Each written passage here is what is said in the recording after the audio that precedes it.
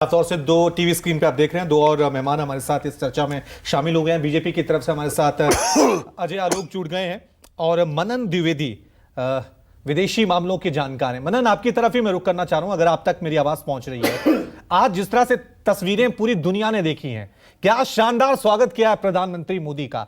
Red carpet पे स्वागत हुआ, सेरेमोनियल वेलकम हुआ और बाद में जो बाइडेन कहते भी हैं कि हमारी दोस्ती काफी पुरानी है और आगे भी ये दोस्ती ऐसे ही रहेगी। किस तरह से देख रहे हैं दोनों राष्ट्राध्यक्षों के संबोधन को आप?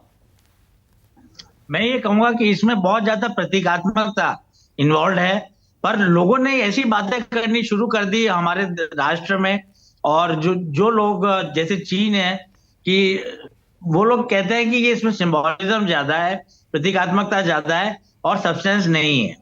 पर अगर हम देखेंगे तो ये भारत और संयुक्त राष्ट्र अमेरिका के बीच में जो संबंध है, ये प्रेसिडेंट ट्रंप और मोदी जी के समय से ही बहुत ज्यादा इनमें सुधार आया है, बहुत ज्यादा इंप्रूवमेंट हुआ इन संबंधों में।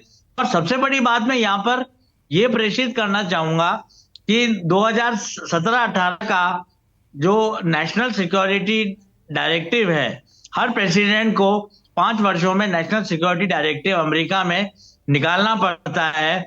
उसमें एक शब्द का इस्तेमाल किया गया पहली बार, वो शब्द था एलाइहुड।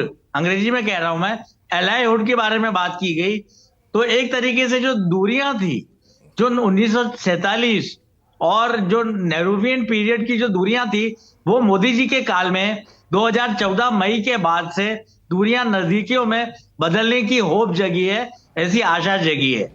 तो मुझे, अब अपनी बात खत्म करता हूं, मुझे लगता है कि प्रतीकात्मकता भी है, सब्सटेंस भी है। और जिस तरीके से अमेरिका भारत की डिफेंस इंडस्ट्री का पार्टनर बनना चाहता है, कहीं ना कहीं ऐसा लगता है कि रशिया को काउंटर करना चाहता है अमेरिका, क्योंकि भारत का सबसे बड़ा डिफेंस ट्रेड अगर किसी के साथ है तो वो है रशिया के साथ। तो हमें लगता है ऐसी अपॉर्चुनिटी हमें भी नहीं गंवानी चाहिए और ऐसा नहीं सोचना चाहिए कि हमारी सॉवरेनिटी या हमारी संप्रभुता कहीं ना कहीं मात खा रही है अमेरिका के साथ नजदीकियां बढ़ाने में। मेरी ऐसी सोच है।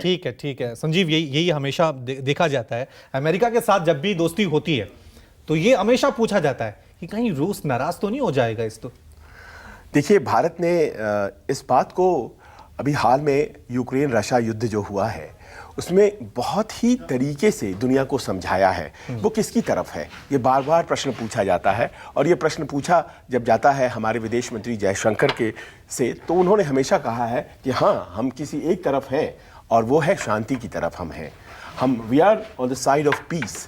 तो आप इस बात को मानिए कि रवि, भारत अपने हितों को सबसे ज्यादा सर्वोपरि समझता है।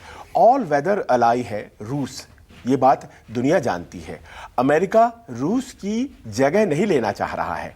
अमेरिका खुद अपने लिए भारत के स्कीम ऑफ थिंग्स में जगह बना रहा है। देखिए, ये बात सच है, अमेरिका हमारे साथ अगर डिफेंस डील करता है तो उसके भी फायदे हैं, तभी वो कर रहा है। लेकिन आप इस बात को भी सोचिए कि डिफेंस डील में आज की तारीख में डिफेंस के सेक्टर में हमारे देश में प्रोडक्शन, ये अपने आप में बड़ी बात है। आज जब हम आप बात कर रहे हैं तो जनरल इलेक्ट्रिक ने ये बात अनाउंस कर दिया है कि F414 जो इंजन्स हैं उनका मैन्युफैक्चर भारत में होगा। हेल के साथ, हिंदुस्तान एरोनॉटिक्स लिमिटेड के साथ जो उनका गठबंधन हुआ है, ये भी एक तरह का गठबंधन कामयाबी माने और हमारे देश में डिफेंस। तो हम अपनी शर्तों पर ये मित्रता कर रहे हैं। ऐसा नहीं होगा कि कल हम रूस को छोड़ देंगे और अमेरिकन के साथ हो जाएंगे। इस बात को ध्यान रखिए, हम दोस्त हैं, हम एलाई नहीं हैं, हम क्वाड के सदस्य हैं, हम ऑकस के मेंबर नहीं हैं।